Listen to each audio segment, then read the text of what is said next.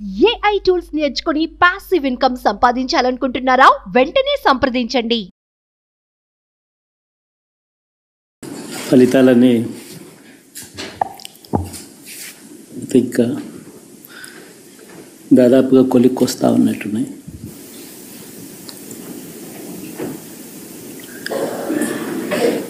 చూసిన ఫలితాలు జరిగిన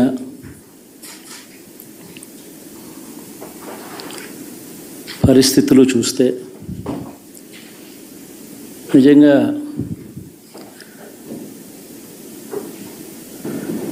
ఆశ్చర్యంగా కూడా ఉన్నాయి.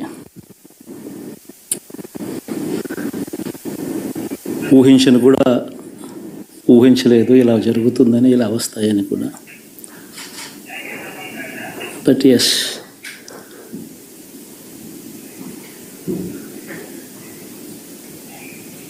అమ్మఒడి అందుకున్న 53 లక్షల మంది తల్లులకు మంచి చేసినాం, పిల్లలు బాగుండాలి, వాళ్ళ చదువులు బాగుండాలని తాపత్రయపడుతూ అడుగులు వేసాం. మరి అక్క చెల్లెమ్మల ఓట్లు ఏమయ్యాయో తెలీదు. 66 లక్షల మంది అవ్వాతాతలకు, వితంతులకు, వికలాంగులకు గతంలో ఎప్పుడు జరగని విధంగా మంచి చేసాం. వారి కష్టాల్లో తోడుగా ఉంటూ, వారి కష్టాన్ని అర్థం చేసుకుంటూ, వారి ఇంటికే పంపించే వ్యవస్థను సైతం తీసుకొస్తూ, గతంలో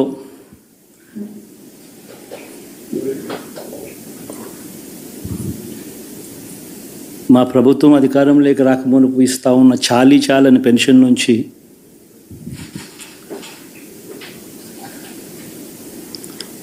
ఎంతో మంచి చేస్తూ అడుగులు వేసినా కూడా ఆ అవ్వాతాతలు చూపిన ఆప్యాయత ఏమైందో కూడా తెలియడం లేదు. దాదాపుగా 1,05,00,000 మందికి పొదుపు సంఘాల అక్క చెల్లెమ్మలకు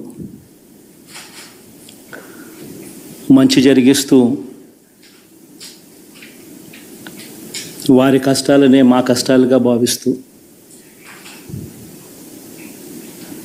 ఇచ్చిన ఏ మాట తప్పకుండా అన్ని రకాలుగా వాళ్ళకు అండగా ఉంటూ,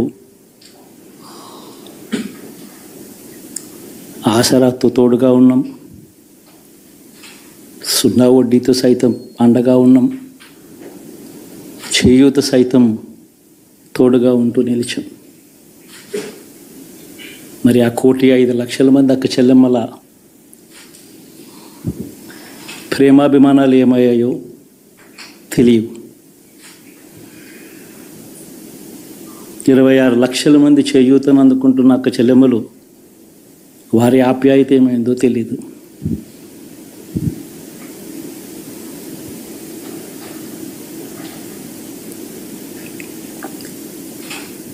పిల్లల చదువుల కోసం ఏ తల్లి ఏ తండ్రి ఇబ్బంది పడకూడదు అని మొట్టమొదటిసారిగా పూర్తి ఫీజులు ఇస్తూ తీసుకొచ్చి అందగా నిలిచాం. చదువుల్లో ఎప్పుడూ చూడని మార్పులు తీసుకొచ్చాం. దాదాపుగా 12 లక్షల మందికి సంవత్సరానికి మంచి జరిగిస్తూ, ఆ పిల్లలు, ఆ తల్లుల అభిమానం ఏమైందో కూడా తెలియదు.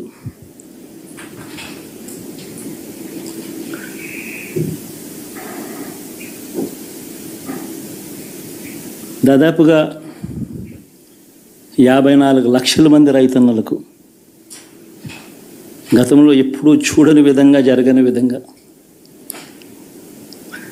పెట్టుబడికి సహాయంగా అందించే కార్యక్రమం మొట్టమొదటిగా జరిగింది మన ప్రభుత్వం వచ్చాకే.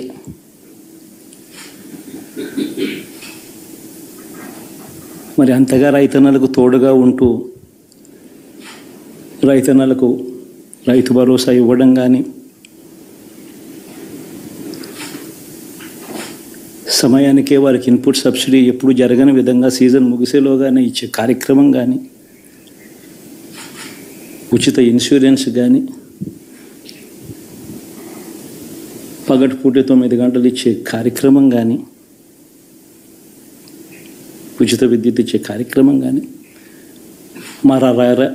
మరి 1/2 కోటి మంది రైతన్నల ప్రేమ ఏమైందో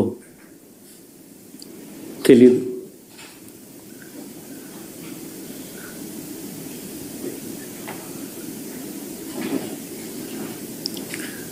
మరి ఇన్ని కోట్ల మందికి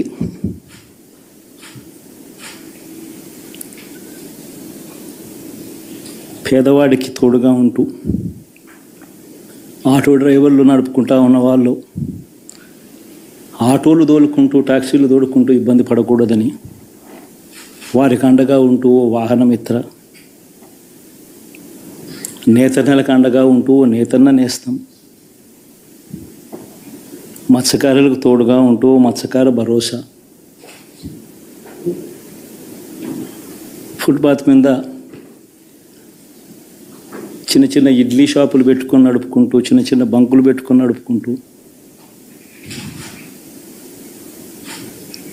చిన్న చిన్న వ్యాపారాలు చేసుకుంటా ఉన్న వీళ్లకు, నా అక్క చెల్లెమ్మలకు, నా అన్నదమ్మలకు మంచి జరగాలని ఆరాటపడుతూ వాళ్ళకు ఒక తోడు,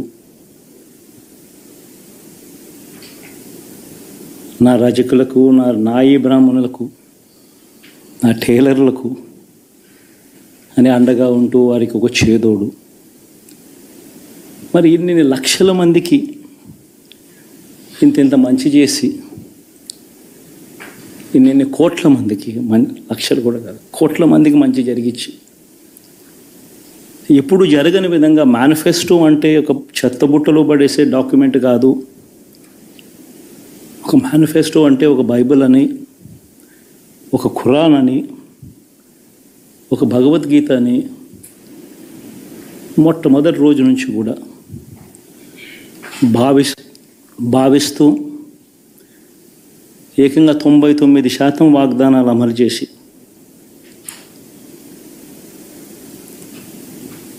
అంతే చిత్తశుద్ధితో ఆ మేనిఫెస్టోను కూడా అక్క చెల్లెమ్మల ఇంట్లోకి తీసుకొని వెళ్ళి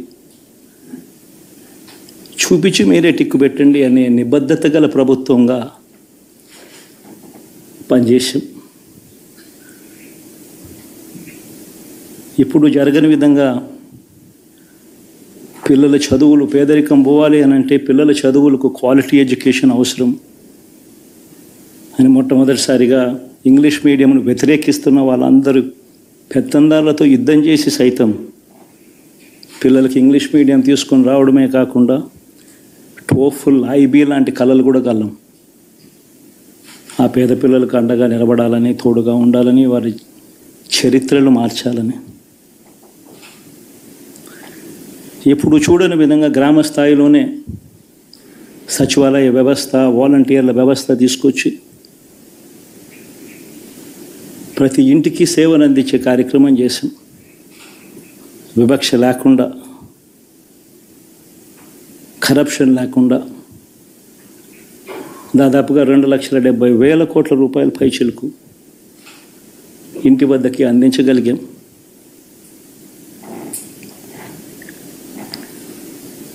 ఇప్పుడు చూడని మార్పులు తీసుకురావడమే కాకుండా ఒక చదువుల రంగం అయితేనేమి, ఒక విద్యారంగం, ఒక వ్యవసాయ రంగం అయితేనేమి, ఒక వైద్య రంగం అయితేనేమి, ఏ పేదవాడు ఎప్పుడూ ఇబ్బంది పడకూడదు అని ఎప్పుడు ఊహించని విధంగా మార్పులు తీసుకొస్తూ పేదవాడికి అండగా నిలబడగలిగాం. విమెన్ ఎంపవర్మెంట్ అంటే ఇది, మహిళా సాధికారత ఇది అంటే ఇది అని ప్రపంచానికి చాటి చెప్పగలిగాం. సోషల్ జస్టిస్ అంటే, సామాజిక న్యాయం అంటే ఇది అని ప్రపంచానికి చూపించగలిగాం. మరి ఇన్ని గొప్ప మార్పులు చేసిన తర్వాత,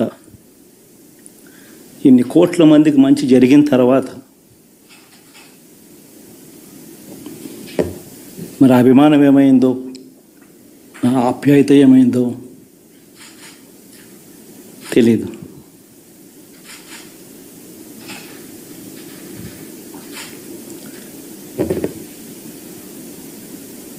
ఎవరో మోసం చేశారు, ఎవరో అన్యాయం చేశారు అని చెప్పి అనొచ్చు, కానీ ఆధారాలు లేవు.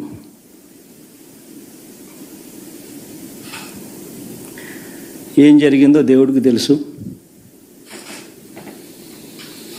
పెద్ద నేనైతే చేయగలిగింది ఏమీ లేదు. ప్రజల తీర్పు తీసుకుంటాం, కానీ మంచి చేయడానికి మాత్రం ప్రజలకు తోడుగా ఖచ్చితంగా ఉంటాం. వాయిస్ ఆఫ్ ది వాయిస్లెస్ కింద ఈ పార్టీ తాను చేయాల్సిన పని తప్పకుండా చేస్తుంది. పేదవాడికి అండగా ఉండే కార్యక్రమంలో ఎప్పుడూ కూడా పేదవాడికి తోడుగా ఉంటూ గలం విప్పుతుంది, పేదవాడికి అండగా నిలుస్తుంది. పెద్ద పెద్ద వాళ్ళ కూటమి ఇది, ఢిల్లీలో సైతం శాసించే పరిస్థితుల్లో ఉన్న కూటమి ఇది. ఆ కూటమిలో ఉన్న బీజేపీకి, ఆ కూటమిలో ఉన్న చంద్రబాబు గారికి, ఆ కూటమిలో ఉన్న పవన్ కళ్యాణ్ గారికి అందరికీ కూడా వాళ్ళ గొప్ప విజయానికి అభినందనలు.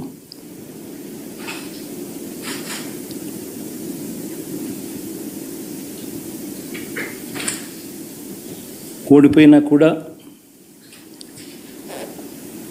నా ప్రతి కష్టంలో కూడా తోడుగా అండగా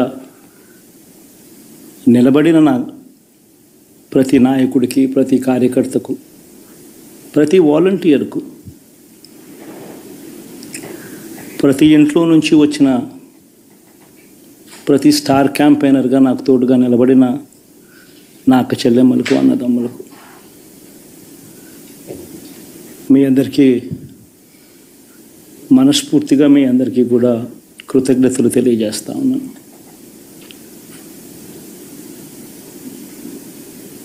ఏం జరిగిందో తెలియదు, కానీ ఏమి చేసినా, ఎంత చేసినా ఇంకా 40% ఓటు బ్యాంకు మాత్రం తగ్గించలేకపోయారు. ఖచ్చితంగా మళ్ళీ ఇక్కడి నుంచి లేస్తాం.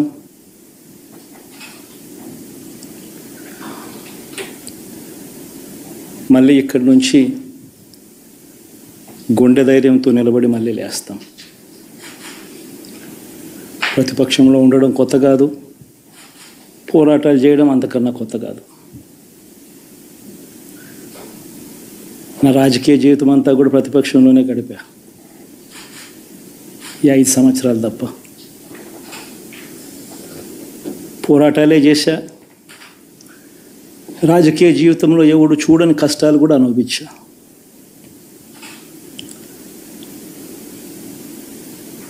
ఇప్పుడు అంతకన్నా కష్టాలు ఏదైనా పెట్టినా కూడా సిద్ధంగా ఉన్నాం, సిద్ధంగా ఎదుర్కొంటాం. ఆల్ ది వెరీ బెస్ట్ గవర్నమెంట్లోకి వచ్చిన వాళ్ళకు. Thank you. సుమన్ టీవీలో మీ పర్సనల్ అండ్ బిజినెస్ ప్రమోషన్స్ కోసం కింది నెంబర్కి కాంటాక్ట్ చేయండి.